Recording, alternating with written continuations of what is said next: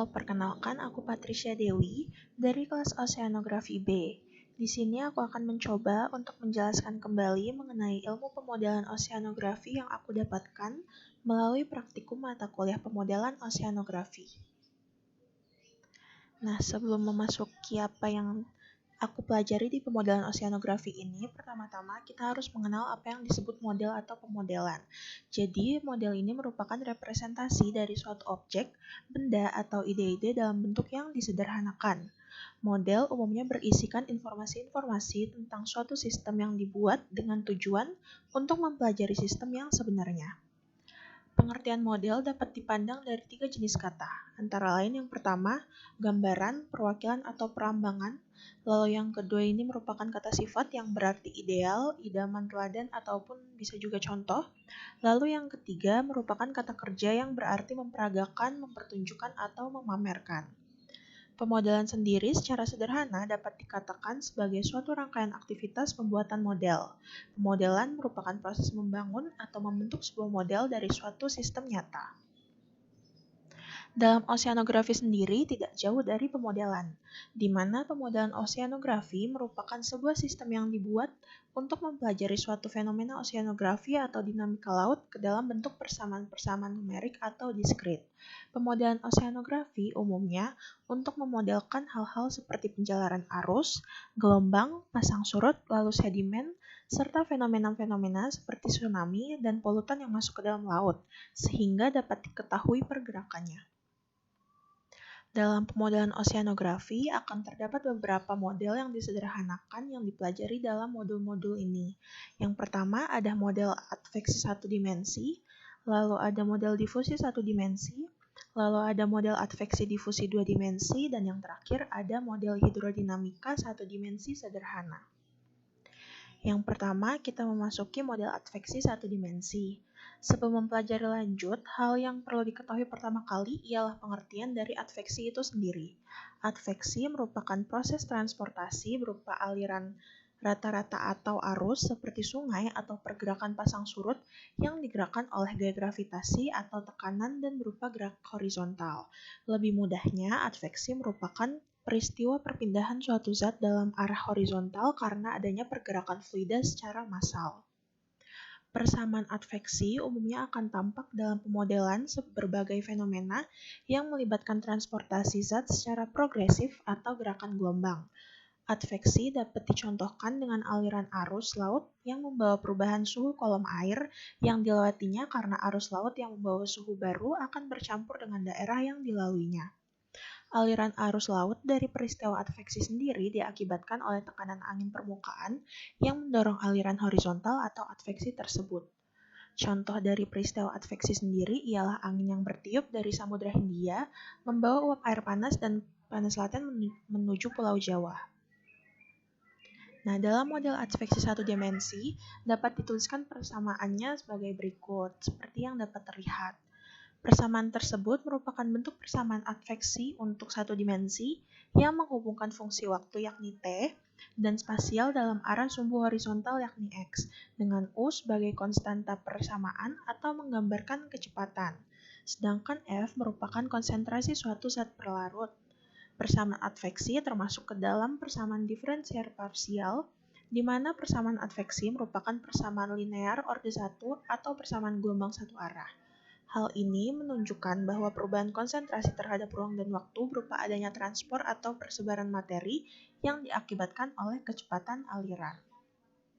Dalam model adveksi satu dimensi terdapat 3 metode yang digunakan untuk pendekatan eksplisit. Antara lain yang pertama adalah metode FTCS atau Forward Time Central Space, lalu yang kedua ada metode Leapfrog, dan yang ketiga adalah metode Upstream. Untuk persamaannya dapat terlihat pada layar, di mana metode FTCS merupakan metode dengan turunan pertama terhadap waktu dengan beda maju, dan turunan kedua terhadap ruang dengan beda tengah yang dapat dituliskan seperti berikut. Lalu metode Leapfrog merupakan metode beda pusat terhadap ruang dan waktu, sehingga nama lain dari metode Leapfrog ialah CTCS. Metode Leapfrog dapat dituliskan dalam persamaan tersebut. Dan yang terakhir adalah metode upstream. Metode upstream ini merupakan skema yang digunakan untuk melengkapi ketidaksempurnaan dari metode leapfrog yang sebelumnya. Metode ini dapat ditulis dalam persamaan yang terlihat. Pada metode upstream, penyelesaian persamaan adveksi dilakukan dengan melihat arah kecepatan konstanta U. Apabila U lebih besar dari 0, maka turunan terhadap ruang dihitung menggunakan persamaan pendekatan beda mundur. Apabila sebaliknya atau U lebih kecil dari 0 terhadap ruang, maka persamaan pendekatan yang digunakan adalah pendekatan beda maju. Dalam metode-metode mulai dari FTCS, leapfrog hingga upstream, apabila dilakukan pemodelan, maka persamaan-persamaan tersebut dapat didiskritisasi terlebih dahulu. Yang pertama ini adalah persamaan adveksi yang akan didiskritisasi menggunakan skema FTCS seperti yang terlihat. Lalu untuk diskritisasi skema leapfrog dapat dilihat. Dan yang terakhir adalah diskritisasi dengan skema upstream. Untuk yang di sebelah kiri merupakan diskritisasi skema upstream pada saat U lebih besar dari 0, dan yang di sisi kanan merupakan pada saat U lebih kecil dari 0. Selanjutnya ada nilai awal dan syarat batas, di mana untuk diskritisasi sebelumnya memiliki nilai awal yakni F sama dengan 0 pada saat T sama dengan 0, dengan syarat batas di hulu ialah I sama dengan 0 yang dapat dilihat pada layar, lalu untuk syarat batas di hilir ialah I sama dengan I max yang dapat ditulis seperti berikut. Nah, hasil pemodelan adveksi satu dimensi melalui software MATLAB ialah seperti yang terlihat, di mana mulai dari FTCS hingga upstream. Untuk yang di sisi kiri merupakan grafik konsentrasi versus ruang, dan yang di sisi kanan merupakan grafik konsentrasi versus waktu. Lalu, untuk selanjutnya setelah adveksi, kita memasuki modul 2, yakni model difusi satu dimensi. Difusi sendiri merupakan perpindahan zat dari larutan kadar tinggi ke larutan dengan kadar rendah. Sumber energi utama dari peristiwa difusi ialah daerah dengan konsentrasi zat yang pekat. Secara sederhana, peristiwa difusi digambarkan dengan arah pergerakan zat pekat menuju area yang kekurangan zat tersebut atau memiliki konsentrasi yang rendah. Salah satu contoh sederhana ialah tinta yang diteteskan pada air di mana pada awalnya pekat, lalu dengan seiring berjalannya waktu akan menyebar. Selain itu, contohnya dalam bidang kelautan dapat pula dijumpai polutan yang masuk dalam perairan lalu menyebar. Selain itu, contohnya dalam model difusi satu dimensi ini digunakan persamaan seperti berikut, di mana persamaan tersebut merupakan perubahan konsentrasi terhadap waktu dan ruang yang diakibatkan gradien konsentrasi. Pada proses difusi satu dimensi ini berlaku hukum Fick yang dapat dinyatakan, di mana dalam persamaan hukum Fick ini F menandakan flux massa bahan terlarut, C menandakan konsentrasi bahan pelarut, dan D merupakan koefisien difusi. Pada peristiwa difusi, Adolf Fick menyatakan bahwa pada arah tertentu, massa dari suatu bahan terlarut yang melewati suatu luasan tertentu tiap unit waktu adalah sebanding dengan gradien konsentrasi bahan terlarut pada arah tertentu. Hukum Fick tersebut dapat ditemukan dalam perumusan persamaan yang menyatakan fenomena sebaran polutan.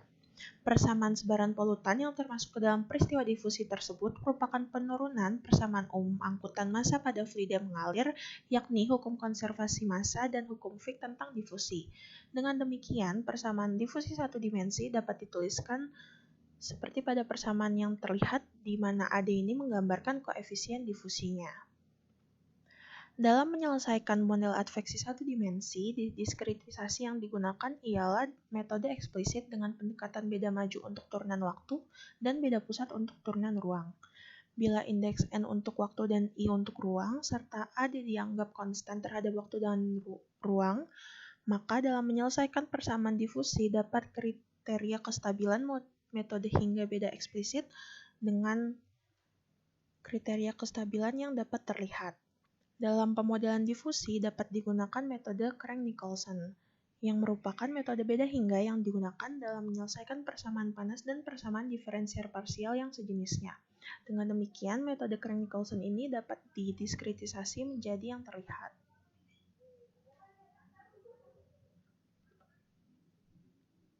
Lalu untuk nilai awal yang digunakan dalam model ini ialah F sama dengan 0 pada saat T sama dengan 0 dengan syarat batas pada bagian hulu dengan I sama dengan 0 yang persamaannya dapat terlihat. Lalu untuk TKR sendiri merupakan sumber polutan yang tidak kontinu dan pada bagian hilir I sama dengan Imax yang dapat dituliskan seperti yang terlihat. Bentuk hasil pemodelan adveksi satu dimensi dari MATLAB ialah sebagai berikut, di mana yang pada sisi kiri terdapat grafik konsentrasi versus grid, lalu untuk sisi kanan merupakan grafik konsentrasi versus waktu, di mana semakin besar koefisien difusi atau AD yang digunakan, maka akan semakin cepat difusi atau sebaran polutan yang terjadi. Setelah mempelajari model adveksi serta difusi satu dimensi, selanjutnya ialah kita ke modul 3, yakni model adveksi difusi dua dimensi. Dalam pemodelan adveksi difusi dua dimensi, digunakan persamaan gabungan antara adveksi dan persamaan difusi, dengan F merupakan konsentrasi polutan, U dan V merepresentasikan kecepatan arus, dan AD merupakan koefisien difusi. Untuk penyelesaian persamaan numerik, persamaan adveksi difusi dua dimensi dapat didiskritisasi dengan metode eksplisit upstream, yang apabila diketahui seperti pada layar, maka hasil diskritisasinya dapat terlihat dengan kriteria kestabilan persamaan yakni sebagai berikut. Lalu untuk nilai awal yang digunakan untuk semua titik nilai konsentrasi polutan bernilai 0, kecuali titik sumber tersebar yang tidak kontinu. Sedangkan untuk syarat batas yang digunakan ialah iterasi yang akan dihentikan saat mencapai batas syarat batas berikut. Berikut merupakan contoh pemodelan adveksi difusi dua dimensi menggunakan software Python. Dapat terlihat terjadi pergerakan secara adveksi maupun difusi. Lalu bagaimana pengaruh F dan AD pada pemodelan yang dilakukan? Pada saat F sama dengan 0 dan AD sama dengan 1, maka pergerakan polutan hanya bersifat difusi dan sebaliknya. Apabila F sama dengan 1 dan AD sama dengan 0, maka hanya akan terjadi proses adveksi saja.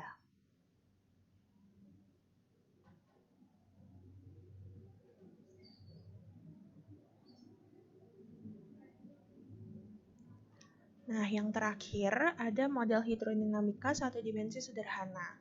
Dalam dunia kelautan, salah satu metode umum yang digunakan untuk mengkaji kondisi suatu perairan ialah pemodelan numerik yang merupakan metode yang mampu memodelkan suatu keadaan dari keadaan sebelumnya maupun di masa yang akan datang.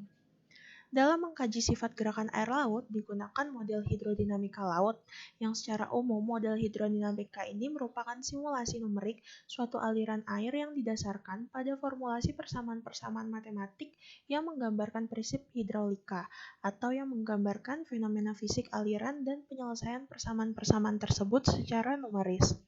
Pemanfaatan model hidrodinamika antara lain seperti pengkajian sebaran suhu permukaan laut, sebaran radionuklida yang terlepas ke badan air laut, dan pengkajian klimatologi laut.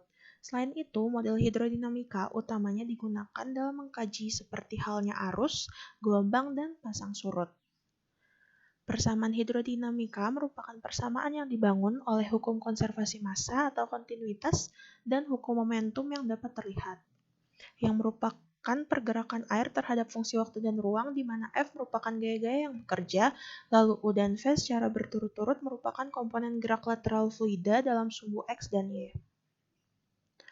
Salah satu contoh persamaan hidrodinamika dapat terlihat seperti pada layar, di mana persamaan hidrodinamika apabila didiskritisasi dengan menggunakan metode eksplisit dapat digunakan metode FTCS, atau Forward Time Central Space, yakni beda maju untuk pendekatan waktu lalu beda pusat untuk pendekatan ruang, di mana untuk didiskritisasinya menggunakan persamaan momentum dan persamaan kontinuitas. Dari persamaan-persamaan tersebut akan dapat ditentukan nilai awal serta syarat batas yang perlu dipenuhi. Contoh dari pemodelan yang dilakukan melalui software Python dapat terlihat sebagai berikut, di mana akan menghasilkan 4 grafik yang berupa yang pertama ini ada kecepatan arus terhadap waktu, lalu ada elevasi muka air terhadap waktu, Dan ada juga perubahan kecepatan arus dalam ruang serta perubahan elevasi permukaan dalam waktu tertentu. Demikian yang dapat saya sampaikan. Apabila ada penyampaian materi yang kurang, mohon maaf dan terima kasih.